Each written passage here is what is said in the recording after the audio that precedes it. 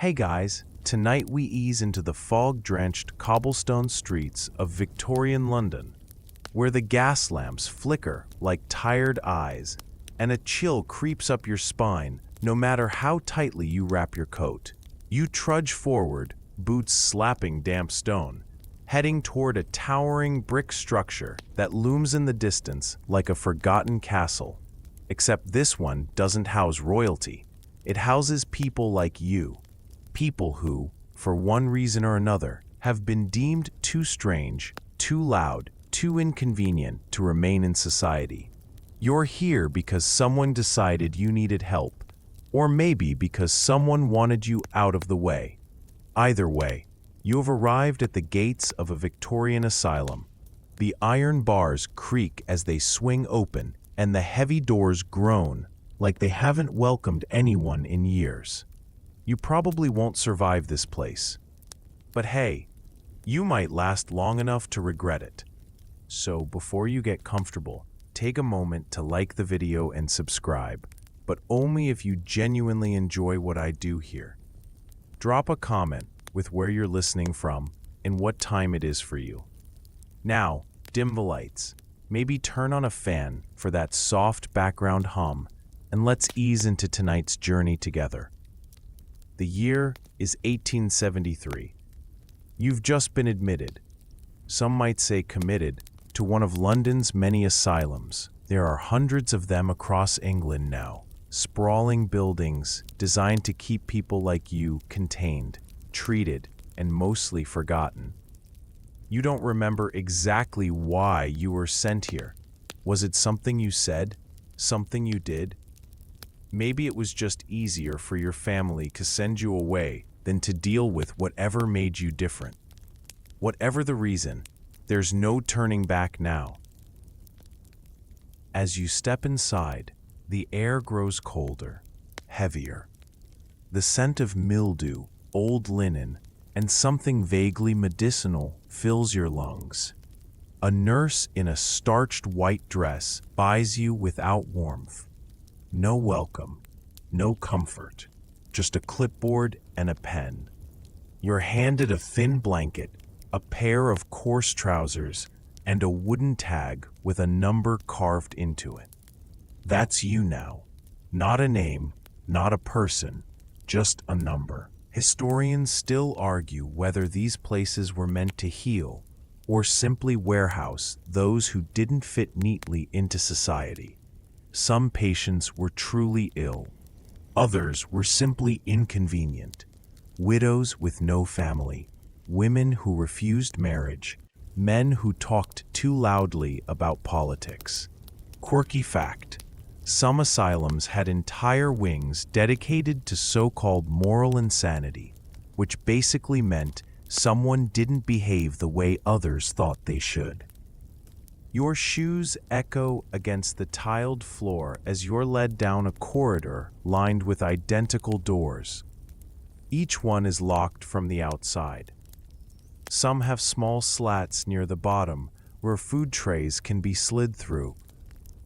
Others have tiny windows covered with metal flaps. Behind one of them, someone is humming softly. Another door rattles, as if someone is pressing against it from the inside. You glance around, hoping for some sign of normalcy, but everything feels staged, like a theater set waiting for its next act. This isn't a hospital. It's not even a prison. It's something else entirely. A place where time slows, where sanity is subjective, and where every sound carries weight. One more thing before we move forward. The average stay in an asylum like this could be weeks, months, even years. Some people never left. You're still standing in the entry hall, clutching that wooden tag like it might anchor you to something real. The nurse, her face as stern as a Sunday sermon, gestures for you to follow her down the corridor. You do, because what else can you do? There are no choices here, no options, just compliance or consequences. The walls are painted a dull gray, the kind of color meant to soothe, but somehow feels more like a warning. Every few feet, there's a small plaque nailed to the wall with numbers etched into it. Room 7, Room 8, Room 9. Behind each door, someone is waiting. Someone who may not speak again for days. Someone who may not remember why they're here. Or maybe they remember all too well. As you walk, you notice the silence isn't really silence at all. It's layered. A low murmur from behind closed doors. The occasional thud of footsteps echoing somewhere far off. A faint metallic clink, like a spoon hitting the bottom of a bowl. But the worst sound? The absence of birdsong. Out here, even the pigeons avoid flying near these buildings. You pass a window framed by heavy velvet curtains, drawn tightly shut. Outside, the world continues on without you. People are buying bread, lighting pipes, chasing children through the streets. But inside these walls, time moves differently. Days blur together. Meals come at strange hours, and the staff, well, they move with the quiet urgency of people who've stopped expecting gratitude. A man in a long coat passes you in the hallway, his eyes scanning your number tag before moving on without a word. Is he a doctor? A warden? A patient pretending to belong? You can't tell.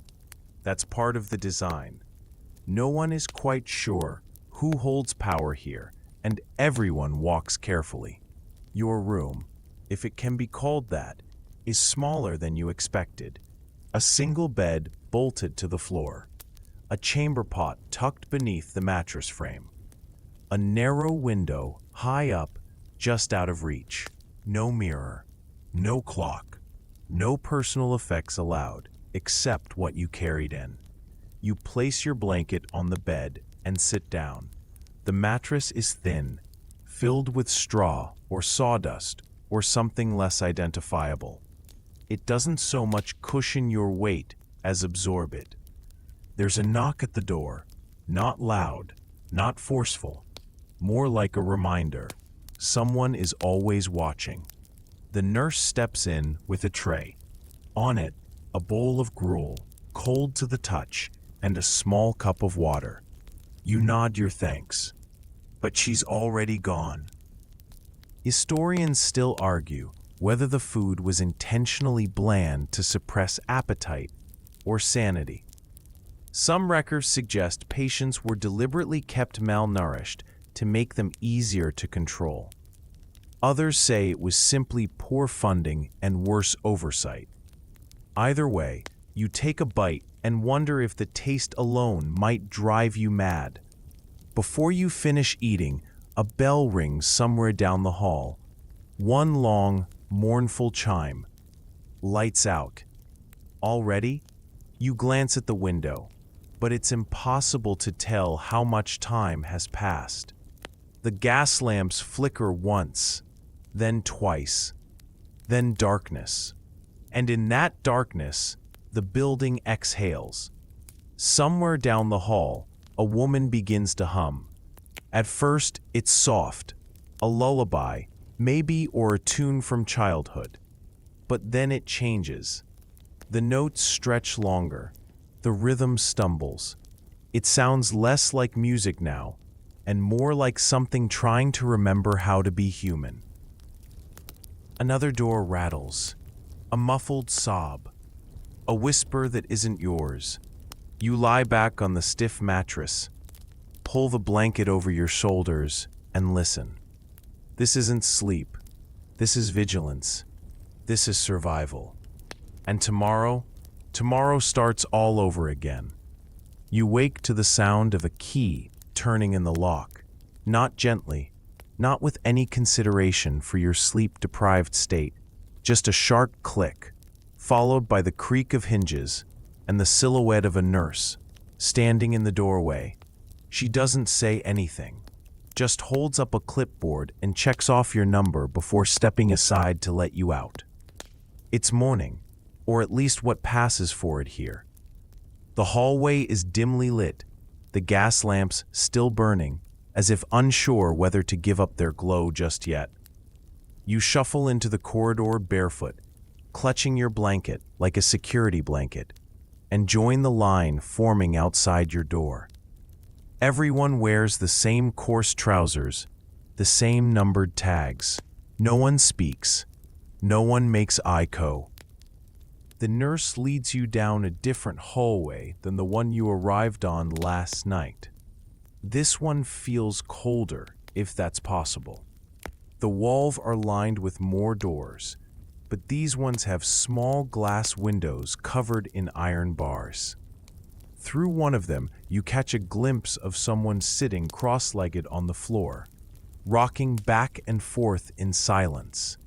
Through another, a man stands perfectly still, staring at his reflection in the glass, as if trying to remember who he is. Historians still argue whether this kind of isolation was meant to calm patients or simply make them easier to manage. Some believed that removing all distractions would allow the mind to heal itself. Others saw it as punishment for being difficult. Either way, it's clear now, you're not here to be helped. You're here to be contained. Your group stops outside a large wooden door. The nurse knocks once, then steps aside as another orderly opens it from the inside. A wave of warm air hits you, carrying the scent of wet stone and something else, something medicinal. You step inside. The room is vast, stretching far beyond what your tired eyes can immediately process. Rows upon rows of benches line the floor, each occupied by a patient in the same uniform as yours.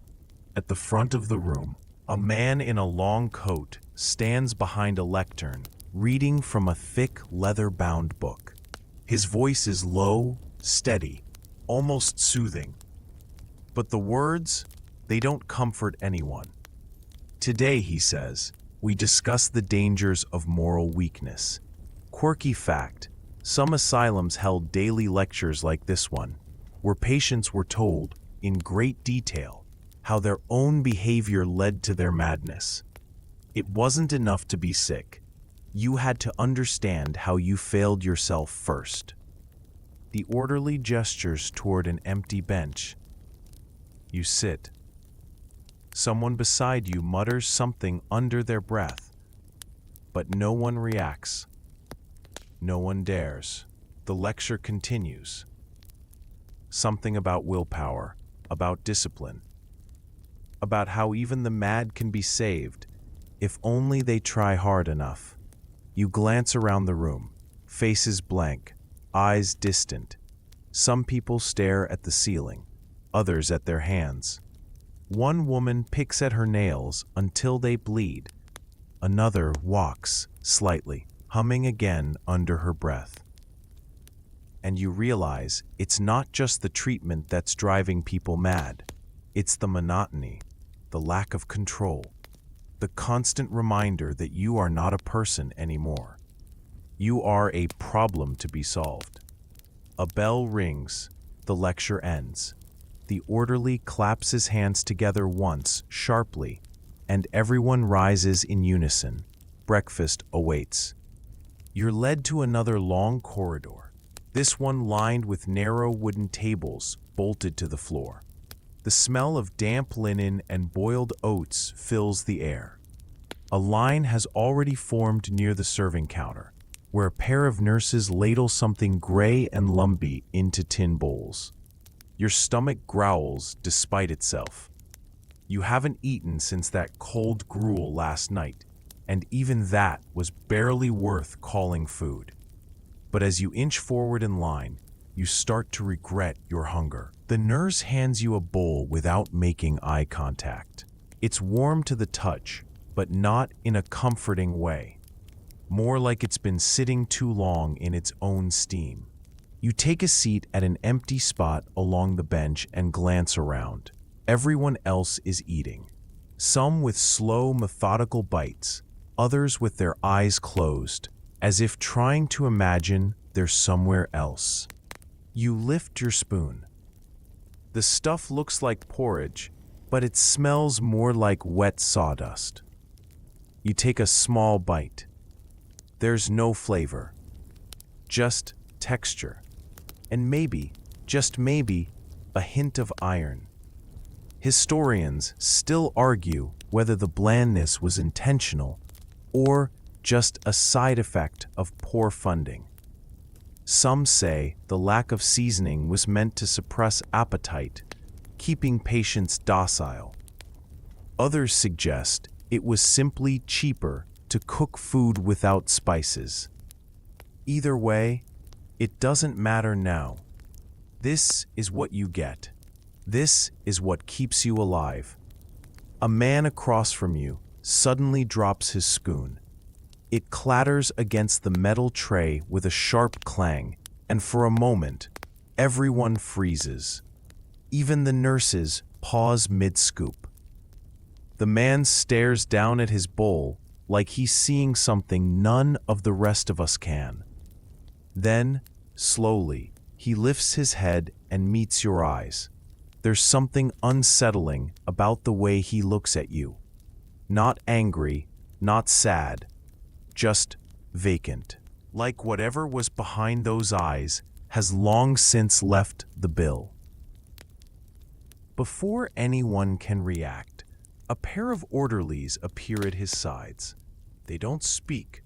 They just grab him by the arms and pull him up from the bench. He goes without resistance, his feet shuffling slightly as they lead him toward the back door. The room exhales all at once, and people go back to eating like nothing happened. Quirky fact: some patients were known to develop sudden, unexplained behaviors after weeks or months of routine. Some would stop speaking entirely. Others would stare at walls for hours. One recorded case involved a woman who refused to blink for 3 days straight. Whether these were symptoms of illness or survival mechanisms remains unclear. You push your bowl away. Your appetite is gone. The nurse at the counter notices and frowns. "Eat," she says, voice flat. You hesitate. Do you dare defy her? Do you risk drawing attention to yourself? No, not yet.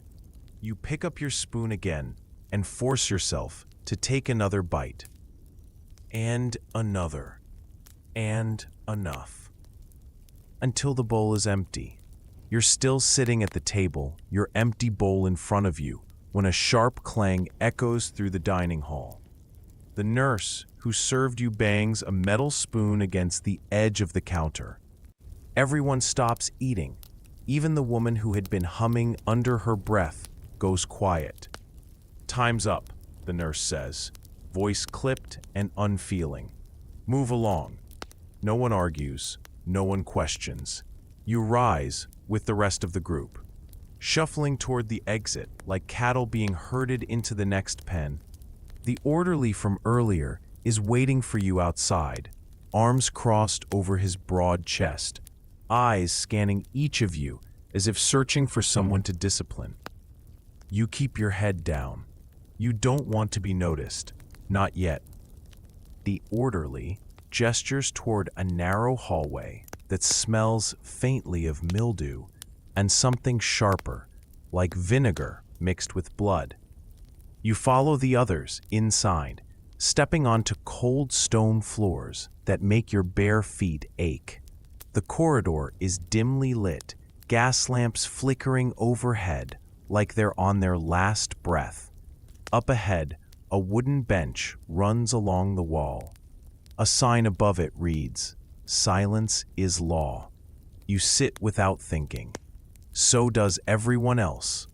There's no talking, no movement, just breathing. And even that feels too loud. A door at the far end creaks open. Another nurse steps through, holding a clipboard and a thick leather notebook. She scans the line of you, seated patients, before speaking. "Rules," she says simply. "Listen well."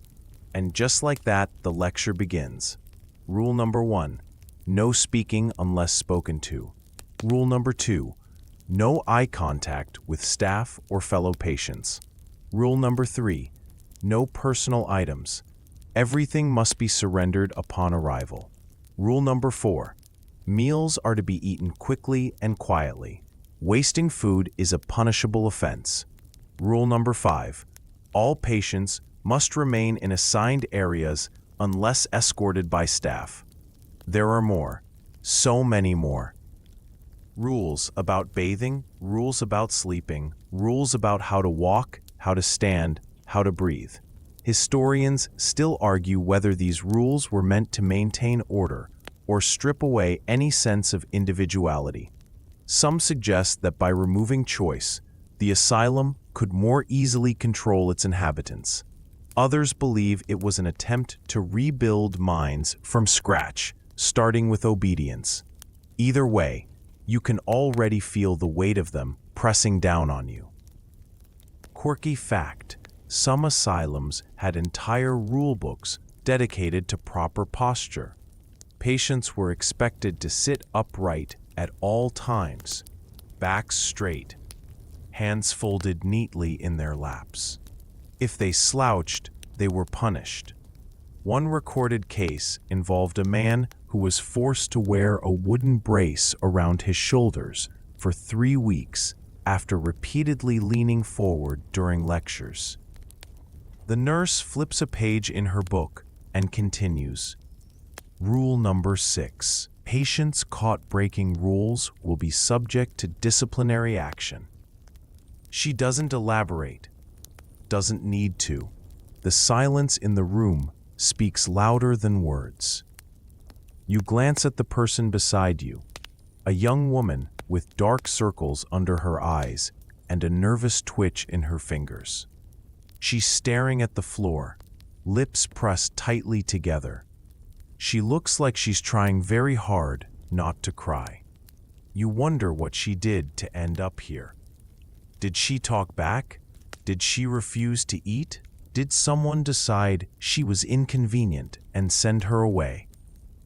You wonder if you'll ever know the answer. The nurse closes the book with a final snap.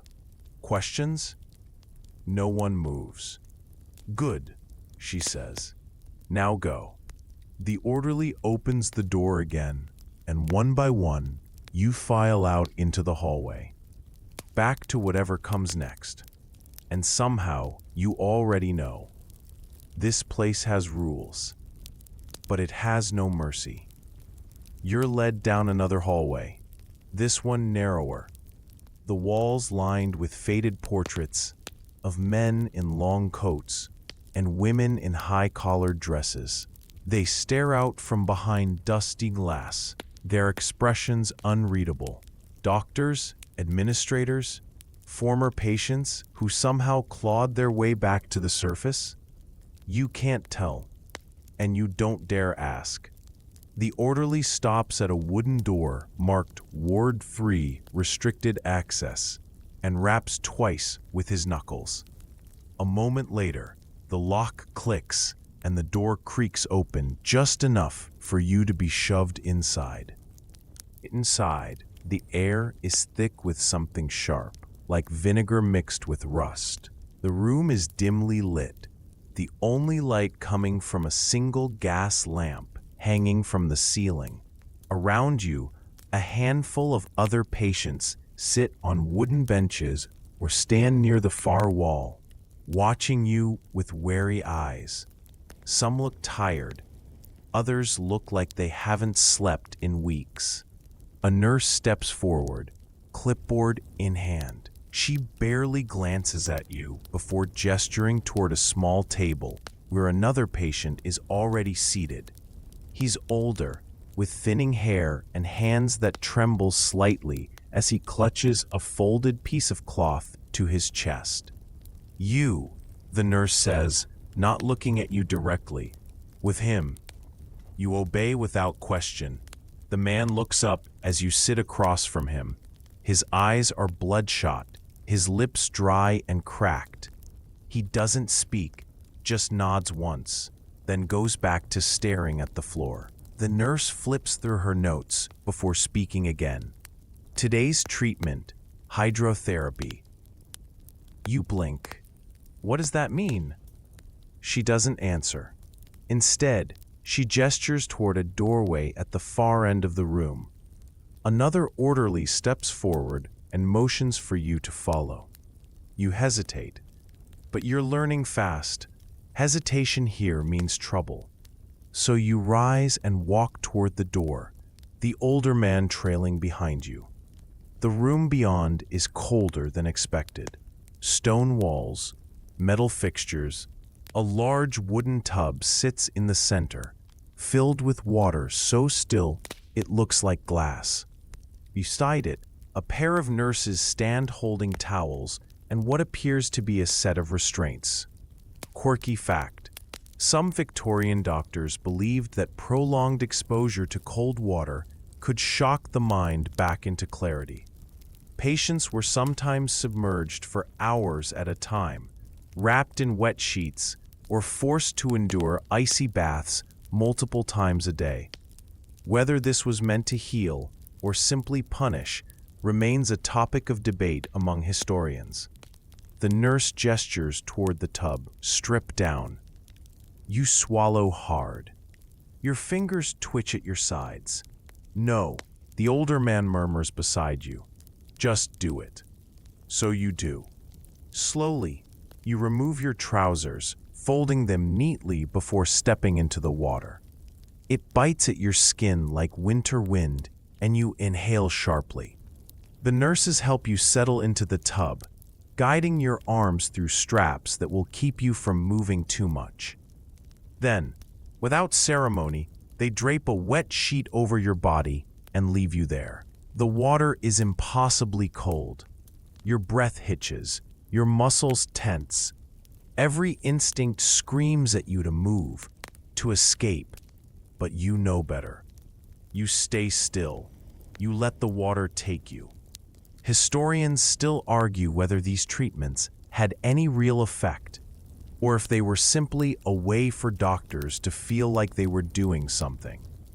Some records suggest that patients left these sessions feeling more alert, others that they came out shivering and half-conscious. Either way, you now understand why no one volunteers for this twice. Time stretches, minutes blur. You lose track of how long you've been here. All you know is the cold, the silence, and the sound of your own breathing echoing off the stone walls. Eventually, someone pulls the sheet away and helps you out. You're handed a towel. Your trousers return to you, and you stumble back into the main room with shaking legs. The older man is already seated again, staring at the floor like nothing happened. You sit beside him. Neither of you speaks. There's nothing left to say. You're still shivering when they lead you out of the hydrotherapy room and back into the main corridor. Your trousers cling to your skin, damp from the bath, and every step sends a fresh chill up your spine. The orderly doesn't seem to notice or care. He just keeps walking, motioning for you to follow, without so much as a glance over his shoulder. The hallway is dimly lit, the gas lamps flickering like tired eyes. You pass more doors with small windows covered in iron bars. Some are open just enough to see inside. Bare rooms with stone floors and wooden benches bolted to the walls. Others are shut tight, but you can hear movement behind them. The soft shuffle of feet, the occasional whimper, the unmistakable sound of someone clawing at the wood from the inside. You try not to stare. You try not to listen, but it's impossible. At the end of the corridor, the orderly stops outside a narrow staircase that leads downward. A sign above it reads, "Basement, staff only." But he doesn't hesitate. He opens the door and gestures for you to go first. You swallow hard. There's something about basements in places like this. Something that feels final. Like once you go down, there's no coming back up. Still, you obey. The stairs creak under your weight as you descend, each step bringing you deeper into the cold. The air grows heavier, thick with the scent of mildew and something older, something that smells like history or maybe decay. By the time you reach the bottom, your breath is visible in front of you, misting slightly in the frigid air. A single lamp glows overhead, casting long shadows along the stone walls. The room stretches out before you, lined with rows of metal chairs that look more like instruments of punishment than anything meant for comfort. At the far end, a large wooden cabinet stands against the wall, its doors slightly ajar, revealing neatly stacked bottles labeled only by numbers. Quirky fact: some Victorian asylums used what they called chemical restraint to keep patients subdued. Instead of physically restraining people, doctors would administer sedatives like chloral hydrate or bromides, drugs that dulled the senses and left patients drowsy for hours. Whether these were used for treatment or convenience remains unclear. A nurse steps forward, clipboard in hand. She barely looks at you before speaking. "Tonight's procedure," she says simply. "Sedation." You blink. "What does that mean?" She doesn't answer, just turns on her heel and walks toward the cabinet, pulling out one of the numbered bottles. Without hesitation, she pours a small amount of liquid into a glass beaker and hands it to you. It smells sharp, bitter, like burnt sugar and something medicinal. You hesitate. "You'll drink it," the nurse says, voice flat. "Or we'll make you."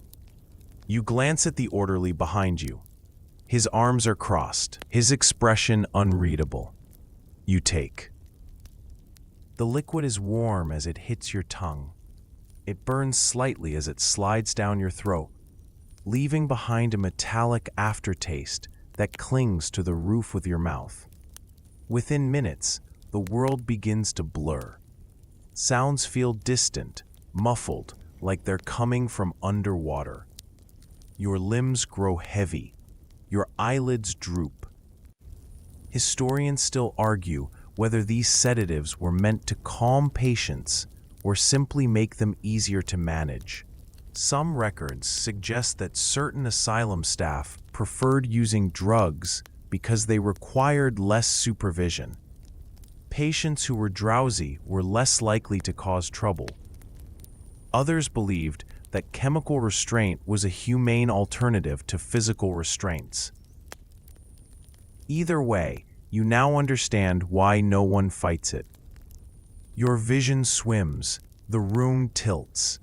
Someone guides you to one of the metal chairs and helps you sit.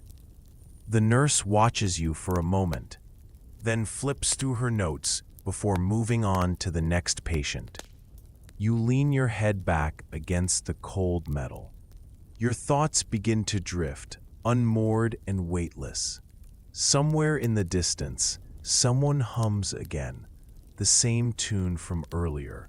But now, it sounds slower, stretched out like taffy, soothing, almost lullaby-like. You close your eyes, and for the first time since arriving here, you don't fight the silence. You wake slowly, like surfacing from deep water. The world around you is still dim, the air heavy with the scent of damp stone and something faintly medicinal. Your head feels thick, your limbs sluggish, as if someone has filled them with sand. You blink a few times, trying to focus, The chair beneath you is hard and cold, its metal frame digging into your back. The glass that once held the sedative sits empty on a small table beside you. Someone must have taken it after you passed out, or maybe you just don't remember letting go of it. A soft click sounds nearby. You turn your head slowly because even that movement feels like an effort, and see a man standing in the doorway. He's dressed differently from the nurses and orderlies. His coat is longer, his waistcoat buttoned neatly at the front. A pocket watch glints from his vest, catching the light of the gas lamp overhead. He steps forward, clipboard in hand, eyes scanning you with clinical detachment. "Patient 142, he says, voice calm but distant. "Let's begin." You try to sit up straighter, but your body resists. The sedative hasn't worn off completely. You feel like you're moving through honey, every motion slow and deliberate. Quirky fact: some Victorian doctors believed that madness was a matter of imbalance, either in the humors of the body or in the structure of the brain itself. Patients were often subjected to elaborate diagnoses that involved everything from skull measurements to detailed questionnaires about their dreams. Whether any of these methods led to real treatment remains uncertain. The doctor flips open his notebook and begins reading aloud. "Arrived yesterday evening. No prior records. Admitted under suspicion of nervous exhaustion and moral instability." He pauses, then looks up at you for the first time. "Do you know why you're here?" You hesitate. The question catches you off guard, not because you don't know the answer, but because no one has asked you anything this direct since you arrived. "I suppose someone decided I needed help," you say finally. Your voice feels hoarse, unfamiliar. The doctor nods, making a note. "And do you agree with that assessment?" Another pause. You glance around the room. The other patients are seated in their own chairs, some staring blankly at the floor, others swaying slightly as if lost in thought. None of them seem to be paying attention to your conversation. "I don't know," you admit. "I don't think I've been given much of a chance to figure that out yet." The doctor makes another note. "Fair enough." He closes his book and folds his hands behind his back. "What do you remember before coming here?" You think it's harder than it should be. The days before arriving blur together. Faces, voices, moments slipping through your fingers like smoke. You remember walking through the city. Remember feeling anxious. Remember someone speaking to you in hushed tones, telling you that this place would make things better. The doctor nods again. "And how do you feel now?" You look down at your hands. They tremble slightly, whether from nerves or the lingering effects of whatever they gave you earlier. You can't tell. "I feel tired," you admit. "Confused." Historians still argue whether many asylum patients were truly ill or simply caught in a system designed to silence them. Some were sent away for disagreeing with authority, others for behaviors considered inappropriate by the standards of the time. Whether your case falls into either category remains unclear. The doctor watches you for a long moment before speaking again. "Rest is important," he says. "So is understanding the root of one's troubles. That's why we keep careful records. That's why we ask questions." He taps his notebook lightly against his palm. "It helps us determine the best course of treatment." You nod, though you're not sure you believe him. Outside, somewhere far off, a bell rings. Once, twice, then silence. The doctor stands. "We'll speak again tomorrow," he says. "Until then, rest." He turns and walks toward the door, disappearing into the dim hallway beyond. You lean your head back against the chair again, closing your eyes. Tomorrow, as if time means anything here. You wake again, though wake might be too strong a word. It's more like surfacing from a fog, your thoughts slow and tangled, your body still heavy with the remnants of whatever they gave you last night. The chair beneath you is just as hard as before, its metal frame pressing into your spine. The air still smells damp, tinged with something sharp and chemical. A nurse stands nearby, flipping through pages on her clipboard. She doesn't acknowledge you at first, just continues scanning her notes in silence. When she finally looks up, it's with the same blank expression she wore yesterday. No warmth, no curiosity, just routine.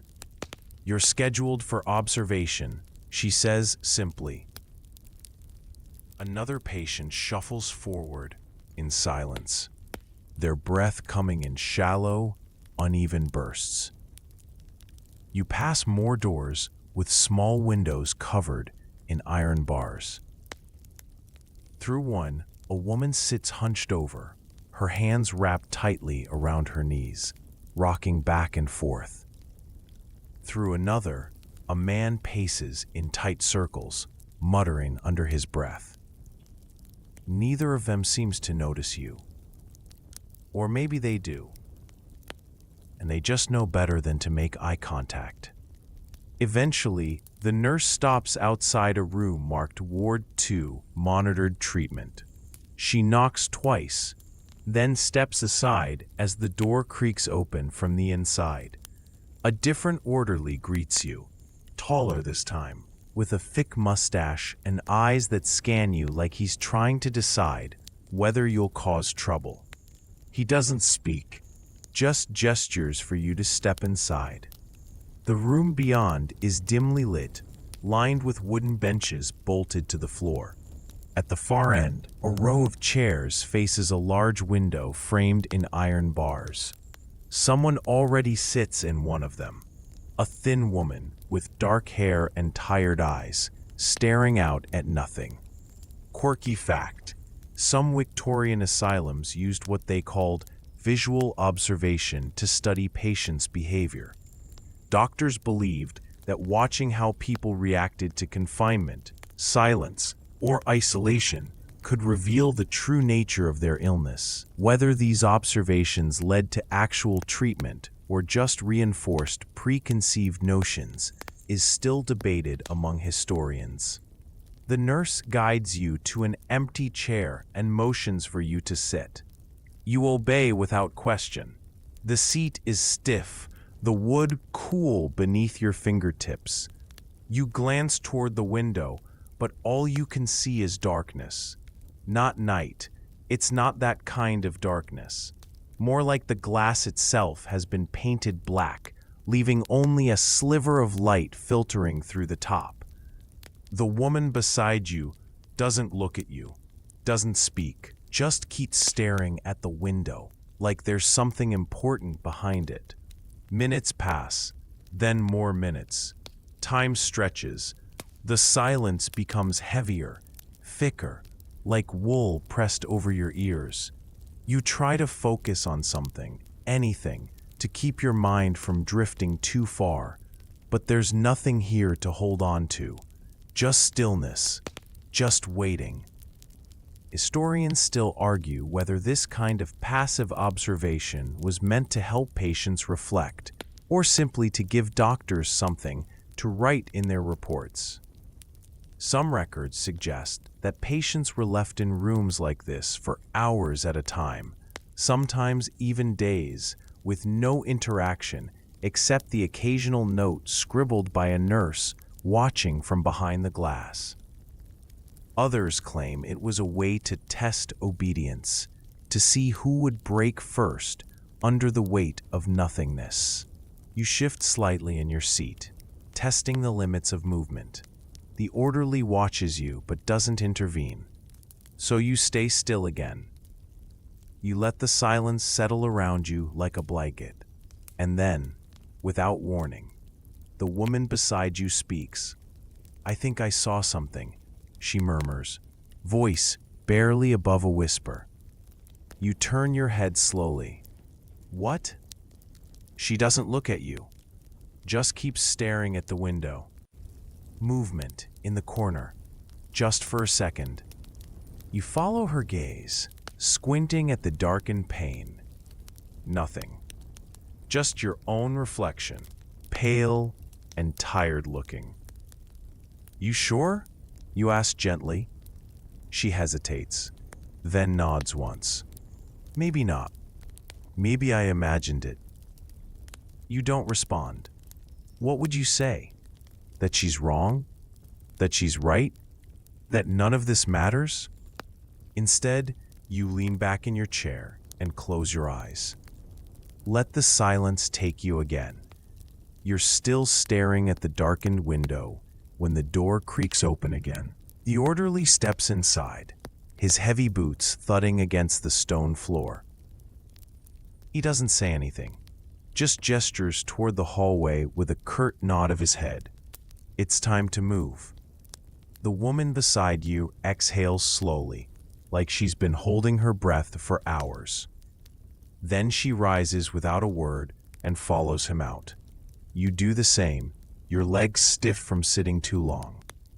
The corridor beyond is dimly lit, the gas lamps flickering like they're running on borrowed time.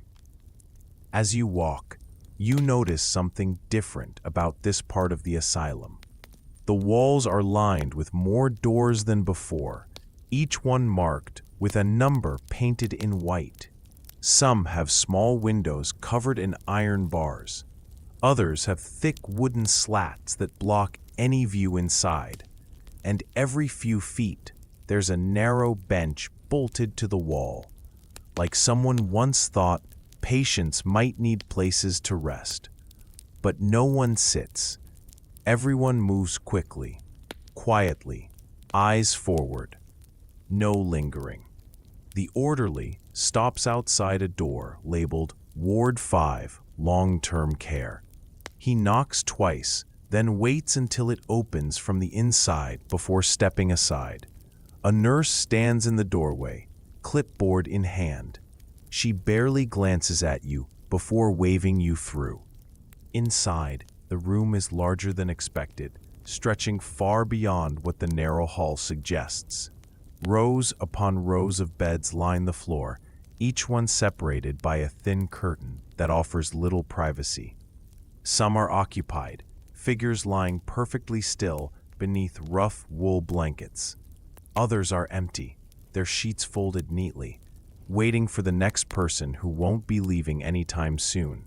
Quirky fact: some Victorian asylums had entire wings dedicated to so-called incurable patients, people who had been institutionalized for years with no expectation of release.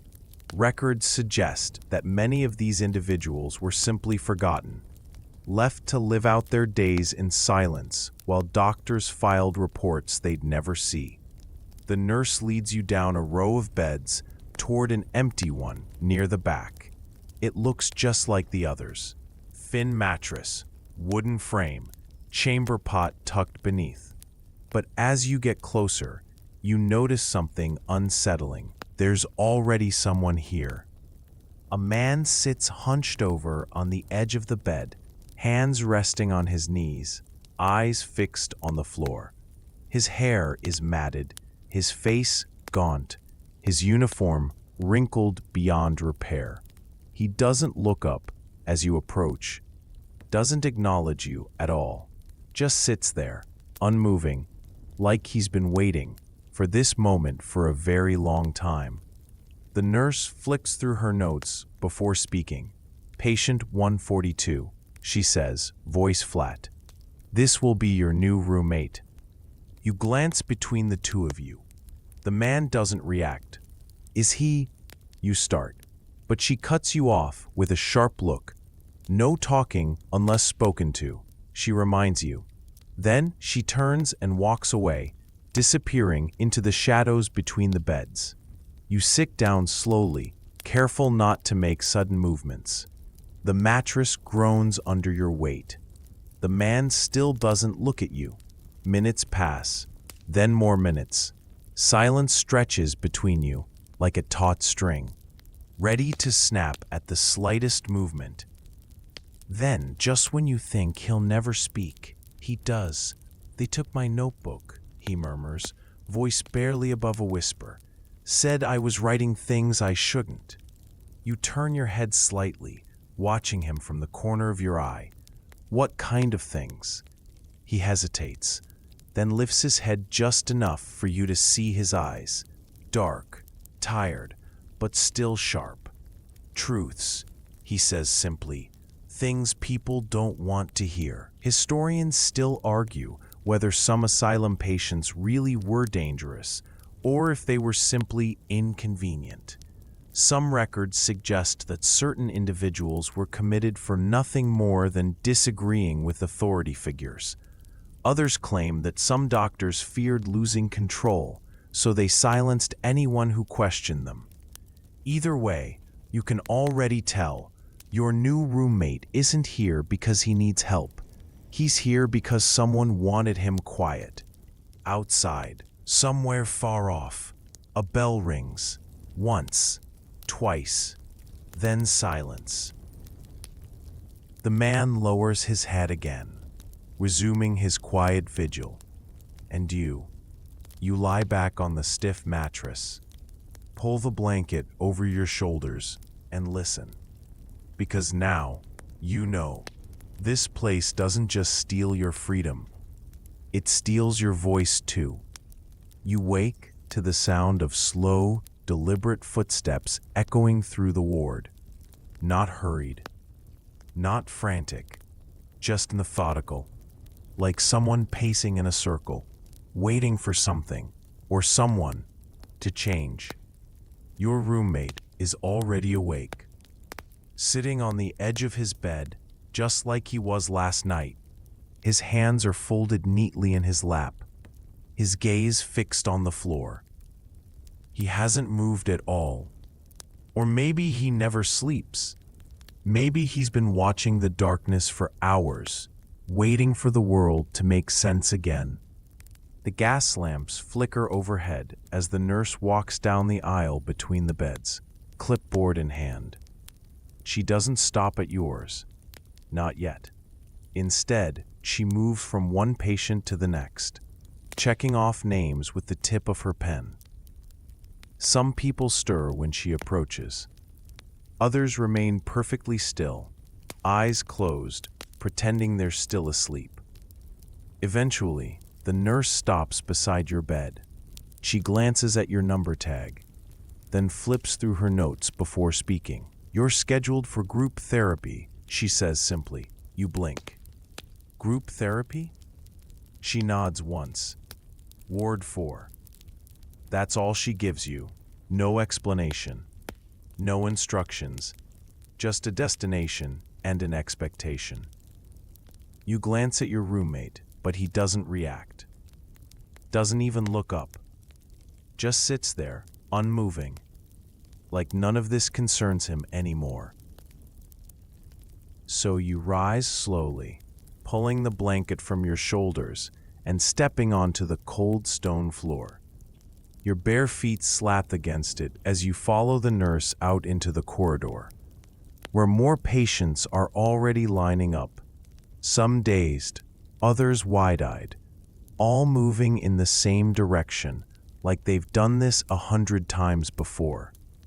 The hallway stretches ahead, dimly lit and lined with doors marked Ward 4, Behavioral Study. The air here smells different, less damp, more sterile, like antiseptic mixed with something faintly metallic. As you pass each door, you catch glimpses of what's inside. Rooms filled with wooden chairs arranged in circles, small tables stacked with notebooks, and walls lined with shelves holding thick leather-bound books, labeled only by year. Historians still argue whether these so-called therapy sessions were meant to encourage reflection or simply reinforce obedience. Some records suggest that patients were expected to sit quietly while doctors lectured them about morality, discipline, and the dangers of unchecked emotions. Others claim that the real purpose was to observe how people responded to pressure. Who broke first? Who stayed silent? Who tried to resist? Either way, you already know one thing: this won't be easy. The nurse leads you into a large room filled with patients seated in chairs arranged in a perfect circle. At the center, a man in a long coat stands behind a small desk, flipping through pages in a worn notebook. He looks up as you enter, scanning your number tag before gesturing toward an empty seat. "Take your place," he says, voice calm but firm. You obey without question. The chair creaks slightly beneath your weight as you settle into it. Around you, the other patients remain still, staring ahead like they're waiting for something important. No one speaks. No one makes eye contact. It's not allowed. The man closes his book and steps forward, clasping his hands behind his back. Today's topic, he announces, is emotional restraint. A murmur passes through the room. Barely audible, barely noticeable, but it's there. A shift in posture. A tightening of fingers around fabric. A subtle reaction to a word that carries too much weight. He continues, "We will discuss the importance of self-control, of discipline, of understanding one's place in society." He pauses, letting the words settle over you like dust, and we will begin with a simple question. He scans the circle, eyes landing on a young woman seated across from you. She tenses immediately, hands gripping the edges of her chair. "Miss Thompson," the man says gently, "tell us, what happens when we allow our emotions to run wild?" The woman swallows hard. Her lips part, but no words come out at first. Then, after a long pause, she answers in a quiet, measured voice, "We lose control." The man nods approvingly. "Very good." He turns to the next person. "Mr. Bellamy, what do we gain by mastering ourselves?" The man beside her hesitates, then replies, "Clarity." Another nod. "Correct." The questions continue, passing from one patient to the next. Each answer is rehearsed, carefully chosen. Never too bold, never too weak. When it's your turn, the man locks eyes with you. "Patient 142, he says, "what does it mean to belong?" You hesitate. Belonging, that's a heavy word here. In this place, where identities are stripped away, where voices are silenced, where every action is monitored, it feels less like belonging and more like surrender. But you don't say that. Instead, you give the answer you know they want. It means knowing your place. The man watches you for a moment longer than necessary. Then finally, he nods. Precisely. And just like that, the lesson continues.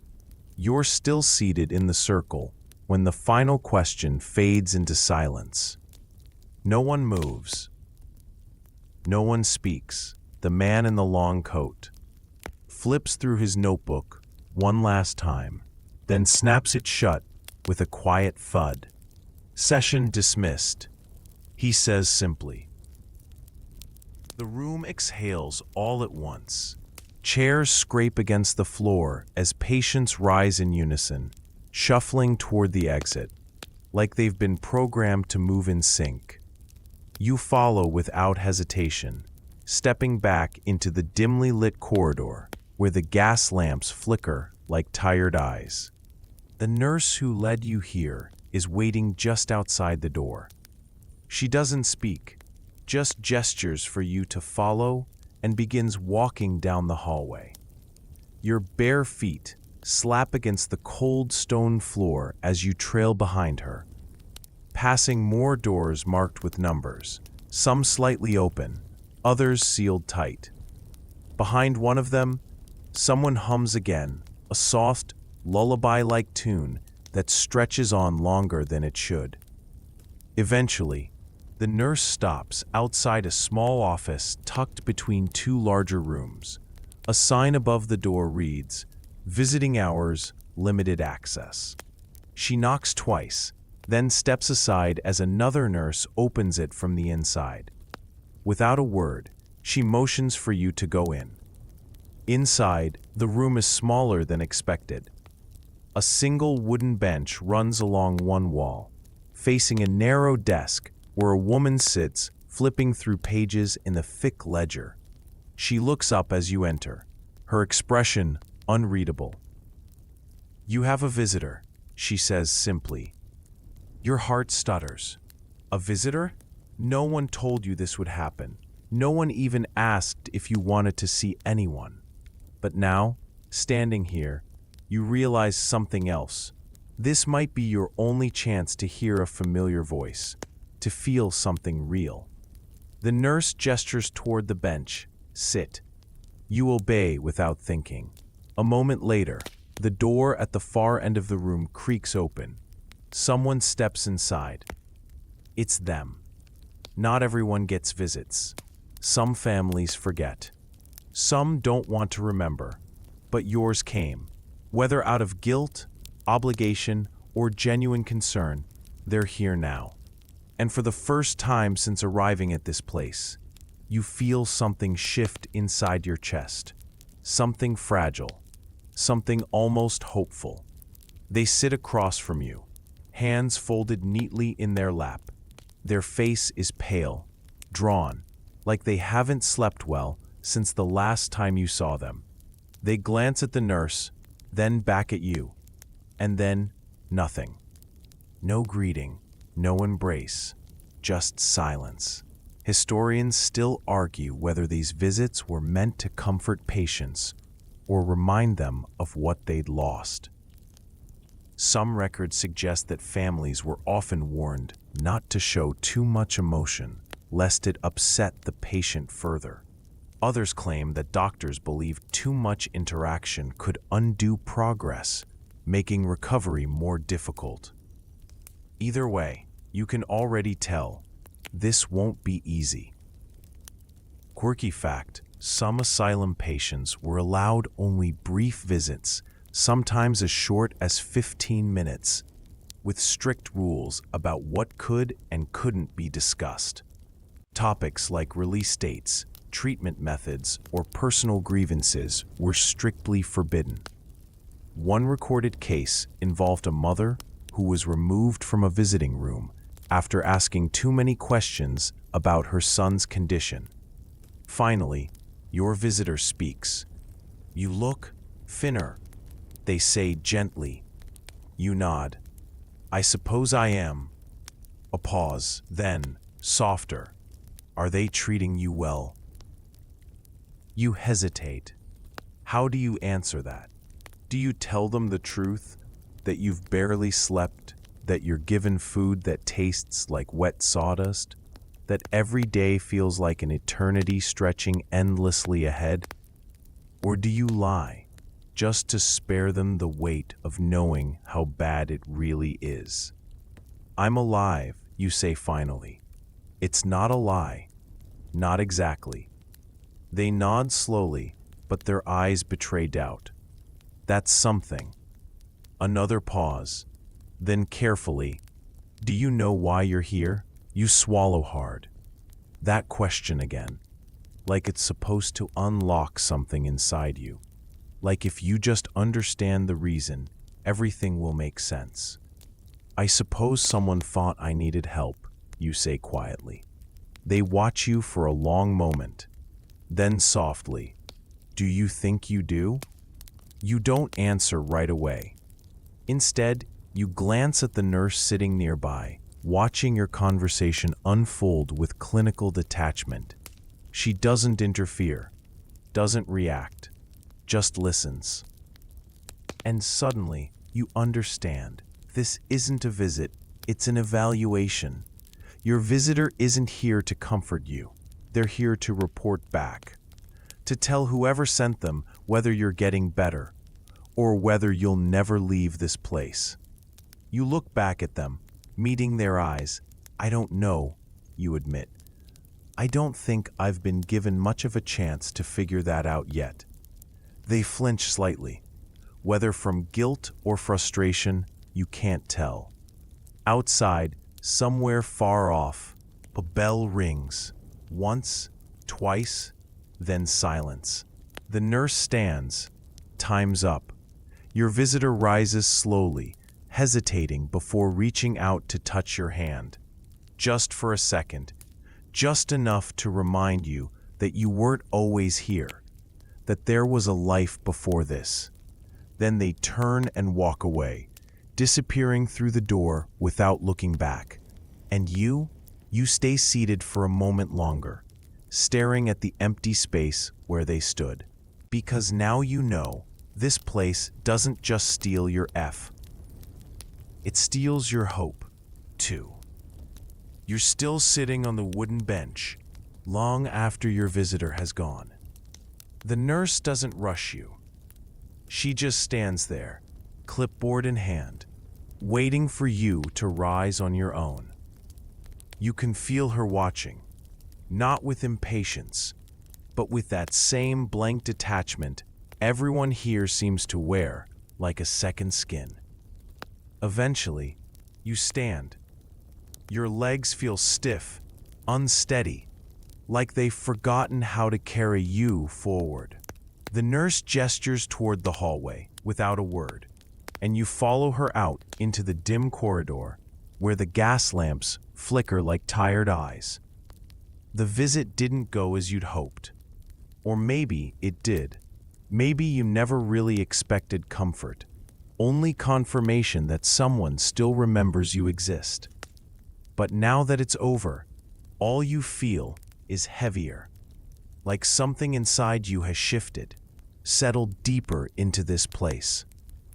As you walk, the nurse stops beside a narrow staircase leading downward. A sign above it reads, "Staff only, doctor's quarters."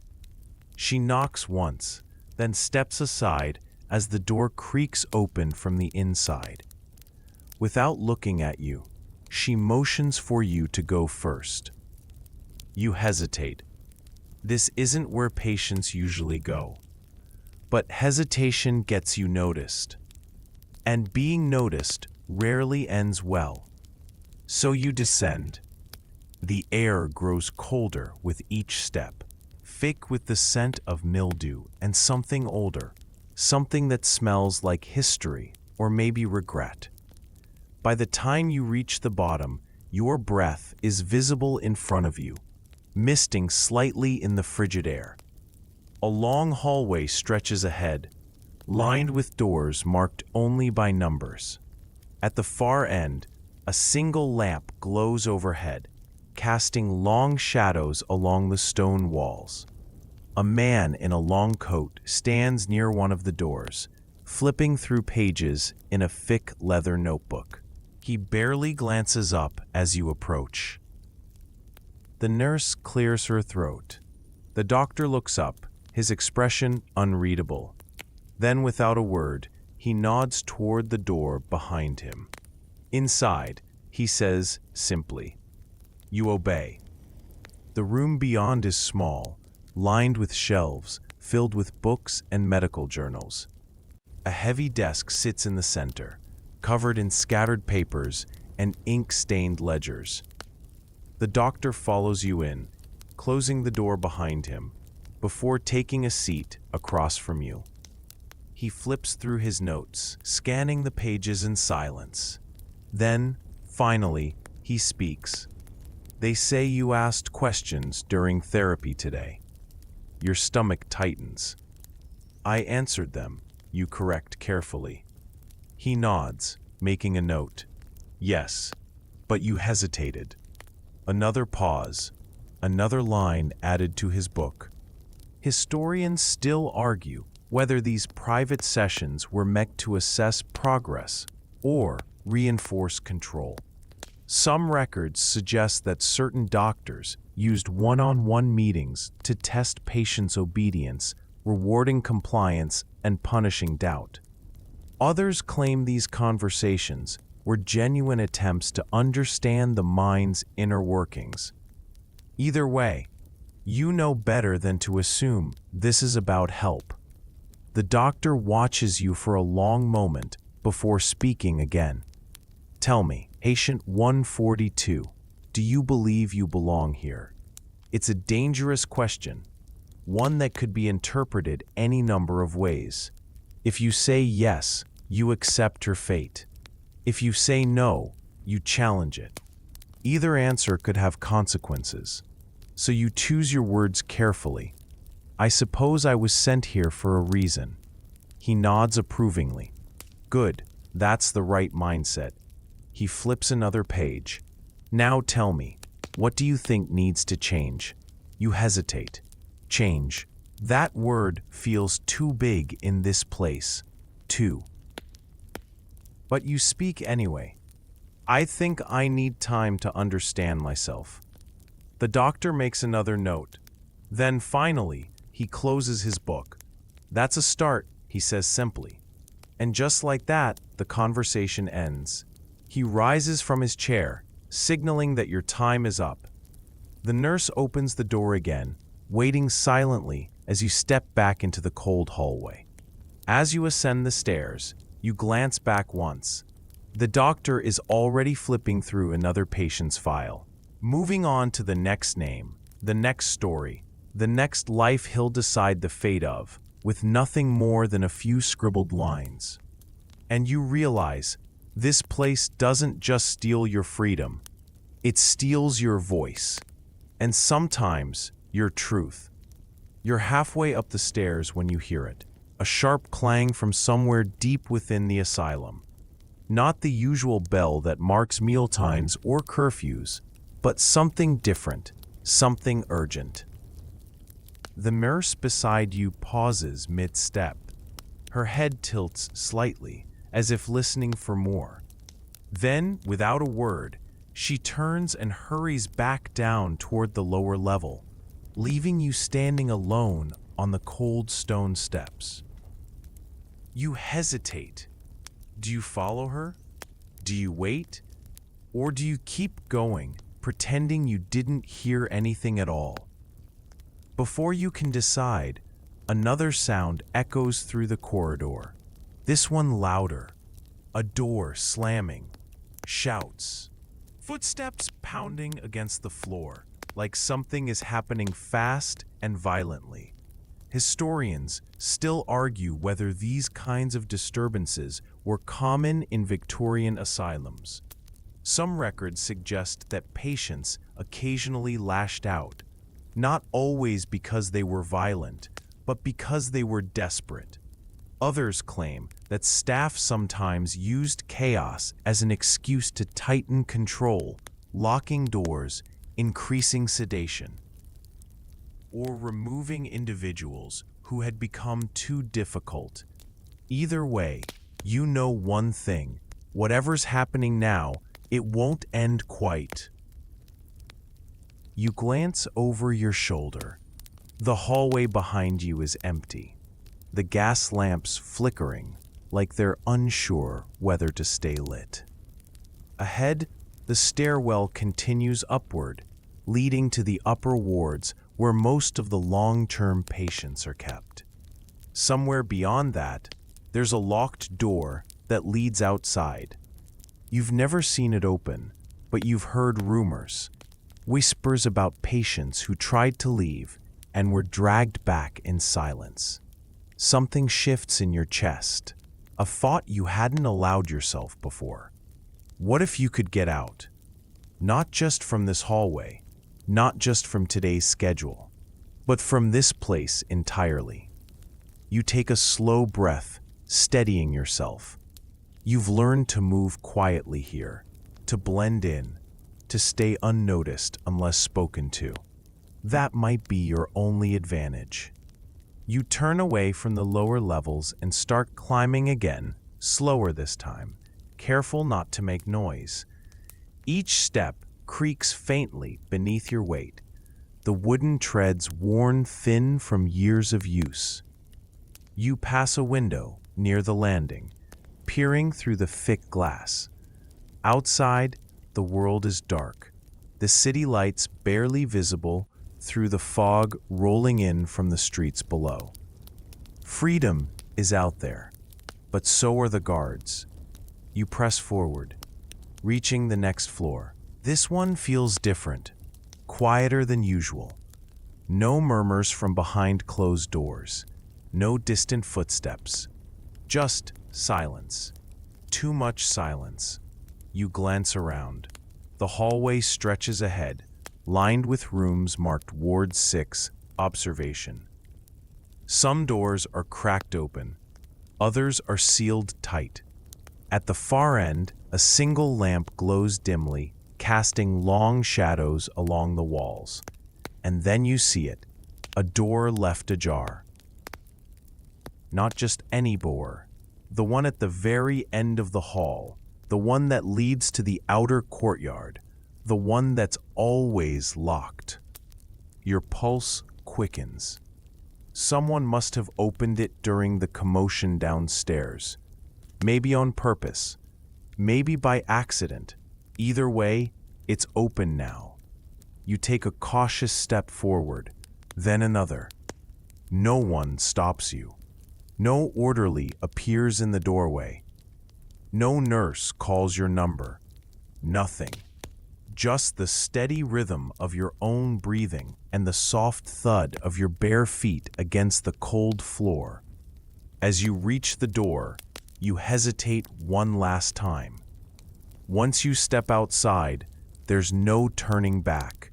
If they catch you, the consequences will be worse than anything you've endured so far. But if you stay, this place becomes your life. Forever. You exhale slowly. Then, carefully, you push the door open and step into the night.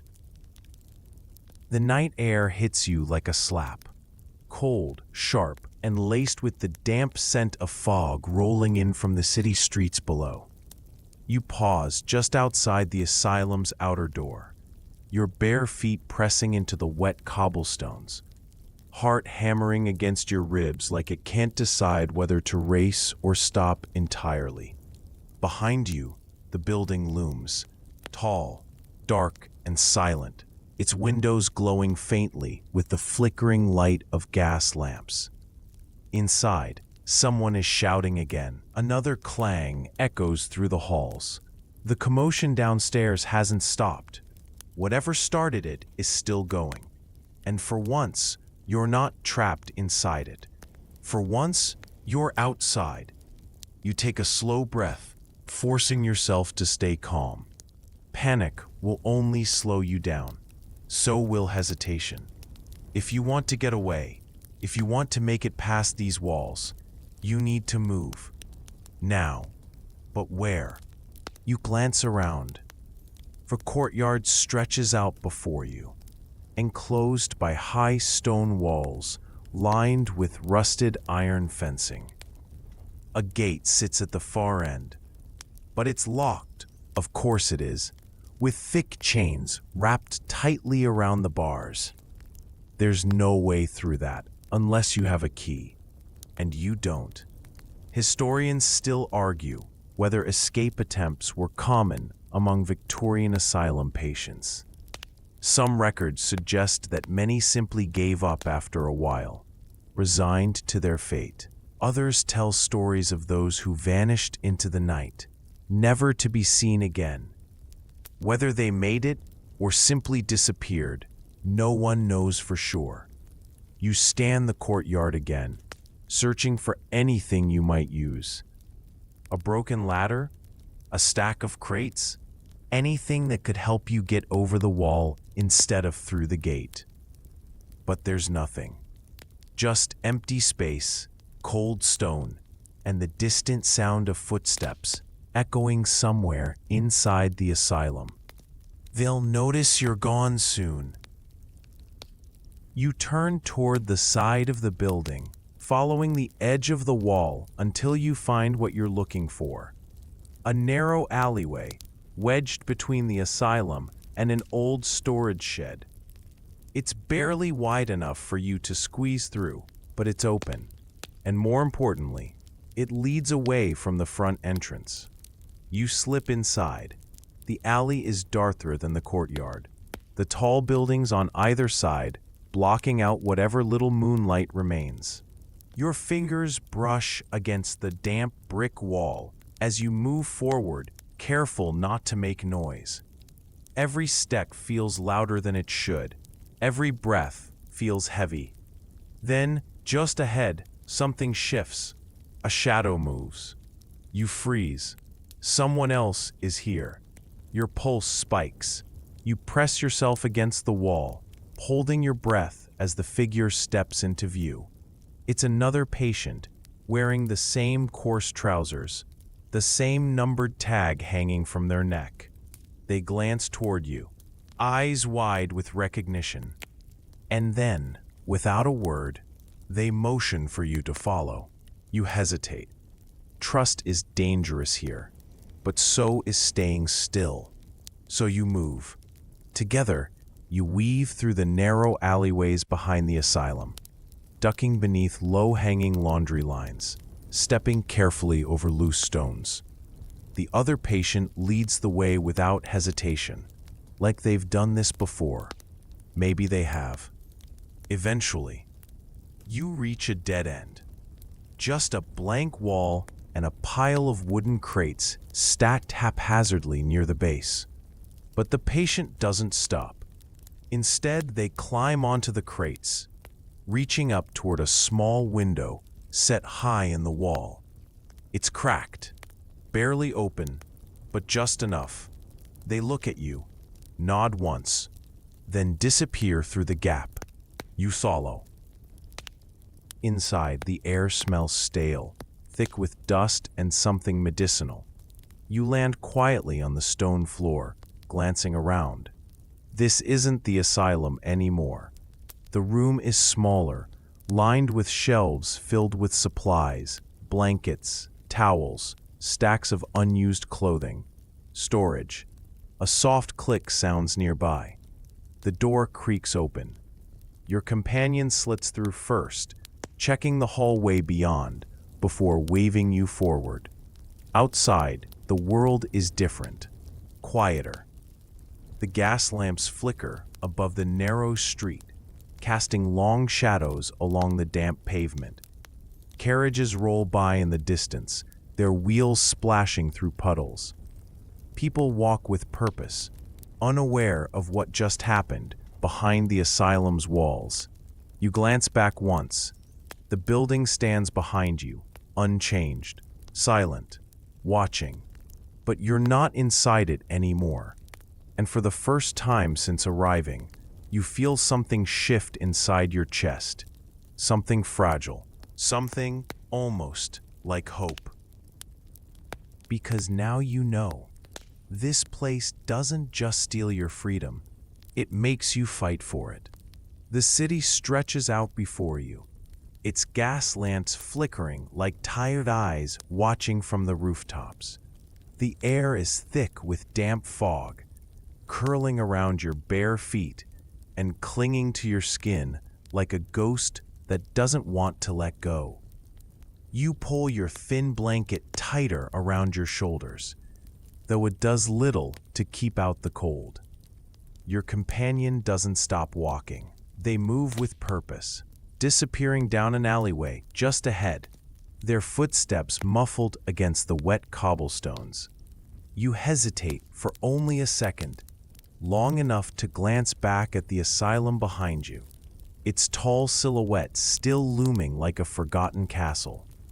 Then you follow. The streets are quieter than you expected. No one pays you much attention as you pass under flickering street lamps, blending into the shadows of early morning. A carriage rolls by in the distance, its wheels splashing through a puddle. Somewhere nearby, a dog barks once, then falls silent. You don't know where you're going. You only know you can't go back. Historians still argue whether escapees from Victorian asylums ever truly found freedom, or simply traded one kind of confinement for another. Some records suggest that former patients were often recaptured and returned within days, sometimes weeks. Others tell stories of those who vanished into the countryside, taking on new names, new lives, never looking back. Whether any of them were truly free remains uncertain. Courty fact: some escaped asylum patients were known to hide in workhouses or boarding houses, pretending to be travelers or laborers.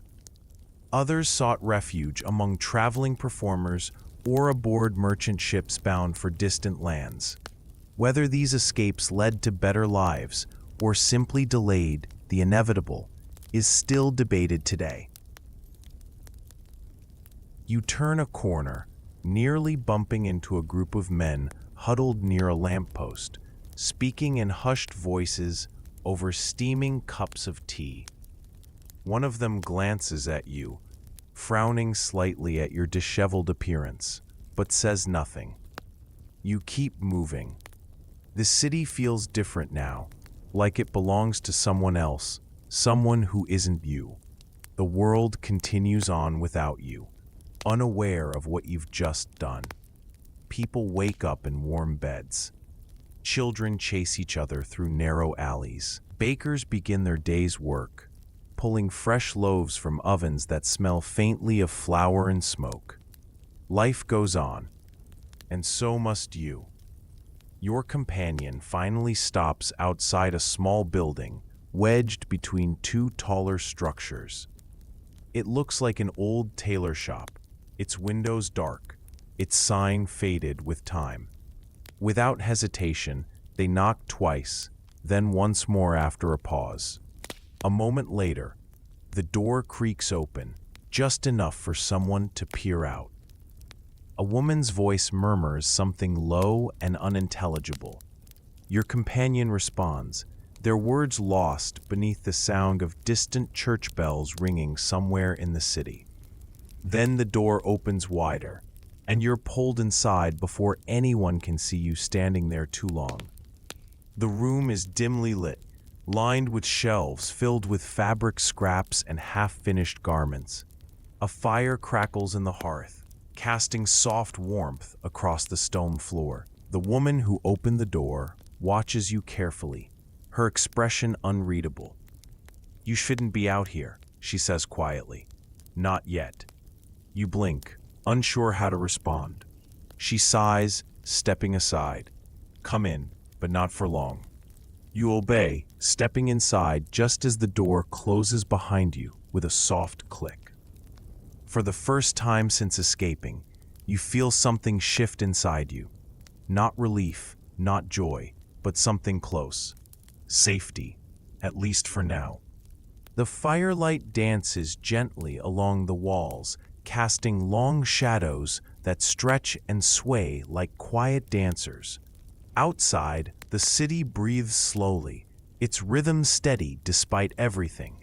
Inside, the air is warm, carrying the scent of wool and wood smoke, and something faintly sweet, like honey left too long near the stove. You sink onto a wooden bench near the hearth, letting the heat seep into your bones. Your body feels heavy now, the adrenaline fading, replaced by exhaustion so deep it pulls at the edges of your thoughts. The woman moves about the room without speaking, folding fabric, adjusting the flame, occasionally glancing at you, like she's trying to decide what to do with you next. Your companion sits nearby, staring into the fire, fingers tapping lightly against their knee. time slows. The world beyond this room feels far away now. The asylum, the cold stone floors, the silence that pressed down on your chest like a weight. All of it fades, slipping further into the background as the fire crackles softly beside you. You lean your head back against the wall, closing your eyes. Breathing in, breathing out. Just like that. No rush, no urgency. Just the quiet hum of life continuing forward, even in the smallest corners of the world. Somewhere in the distance, a bell rings again, gentle, rhythmic, like a lullaby carried on the wind. The sound wraps around you, soft and slow, coaxing your mind towards sleep. You don't fight it. Instead, you let it take you. Let the warmth settle into your limbs. Let the silence fill the spaces between your thoughts. Let the night wrap itself around you like a familiar blanket, holding you safe, holding you still. Because tonight, for the first time in a long while, you are not alone. Good night, sweet dreams. You're still standing in the entry hall, clutching that wooden tag like it might anchor you to something real. The nurse, her face as stern as a Sunday sermon, gestures for you to follow her down the corridor. You do, because what else can you do? There are no choices here, no options, just compliance or consequences. The walls are painted a dull gray, the kind of color meant to soothe, but somehow feels more like a warning. Every few feet, there's a small plaque nailed to the wall with numbers etched into it. Room 7, Room 8, Room 9. Behind each door, someone is waiting. Someone who may not speak again for days. Someone who may not remember why they're here. Or maybe they remember all too well.